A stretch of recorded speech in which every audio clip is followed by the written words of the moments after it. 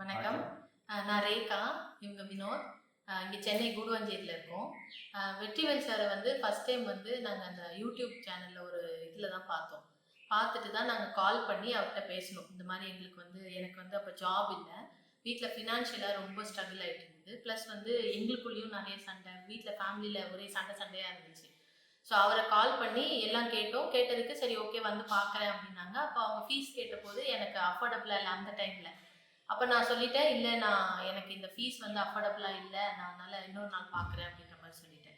So அவர் மறுநாள் கால் பண்ணி, இல்லை ஃபீஸ் முக்கியம் இல்லை, கஷ்டப்படுறவங்களுக்கு தான் நம்ம வந்து முதல்ல உதவி செய்யணும், அதனால் நாங்கள் ஃபஸ்ட்டு வந்து பார்க்குறேன், அப்புறம் எதாக இருந்தாலும் பார்த்துக்கலாம் அப்படின்னு சொன்னாங்க. ஸோ வந்தாங்க. வந்துட்டு சொல்லும்போது இந்த வடமேற்கு மூலையில் சந்திரமுகி கதவுன்னு ஒரு இது இருந்தது எங்கள் வீட்டில், அதை முதல்ல எடுக்கணும், மூடணும், அப்போ தான் வந்து இந்த பிரச்சனைக்கு வந்து ஃபஸ்ட்டு சொல்யூஷன் அப்படின்னு சொல்லிட்டு அந்த கதவை மூடணும் அப்படின்னு சொல்லிட்டு உட்காந்து நோட்டில் எல்லாம் என்னென்ன கரெக்ஷன்ஸோ அதெல்லாம் நோட்டில் எழுதிட்டு இருந்தாங்க.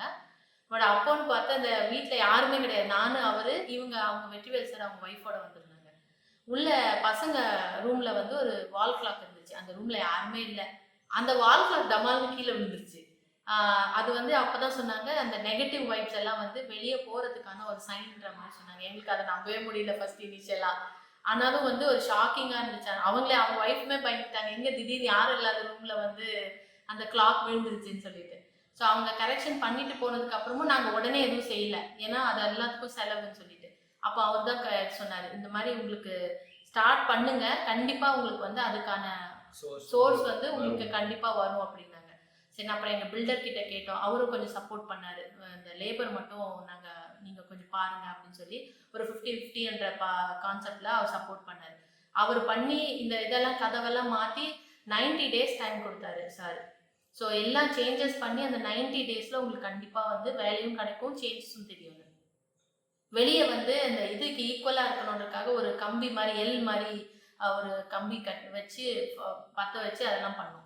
ஸோ அதுவும் எல்லாருக்கும் 90 டேஸ் சொன்னார் டைம். 90 டேஸ் கரெக்டாக முடிஞ்சதுக்கு அப்புறமே வந்து எல்லா கரெக்ஷனும் முடிஞ்சு 90 டேஸில் வந்து அந்த ஒரு வீட்டில் அந்த இது நல்லா தெரிஞ்சிச்சு. மென்டலாக ஃபஸ்ட்டு சேஞ்ச் தெரிஞ்சுது.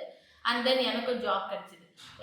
ஜாப் கிடைச்சி நம்ம இப்போ வந்து ஓரளவுக்கு என்ன சொல்கிறது, அந்த ப்ராப்ளம்ஸ் எல்லாம் இல்லாமல் இன்னும் கொஞ்சம் சில சேஞ்சஸ் இருக்குது. அதையும் நாங்கள் இப்போ பண்ணிட்டோம்னா எங்களுக்கு அந்த இருக்கிற அந்த கொஞ்சம் ஒன்று சில ப்ராப்ளம்ஸும் வந்து சார்ட் அவுட் ஆகிடும்.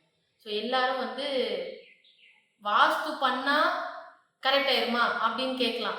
பட் வாஸ்துக்கும் நம்ம ஜாதக கட்டத்துக்கும் வந்து ரிலேஷன்ஷிப் இருக்குன்றது என்னோட நம்பிக்கை. நம்ம கட்டம் எப்படி நல்லா இருந்தால் தான் நம்ம நல்லா இருப்போமோ, அதே மாதிரி தான் வீடும் கரெக்டாக இருக்கணும். வீடு கரெக்டாக இருந்தால் தான் நம்ம வாழ்க்கையும் செழிப்பாக இருக்கும். அதனால எல்லாரும் பண்ணுங்க. யாருக்கு எந்த பிரச்சனை இருந்தாலும் கால் பண்ணுங்க, கண்டிப்பாக சார்ட் அவுட் பண்ணி கொடுப்பாரு.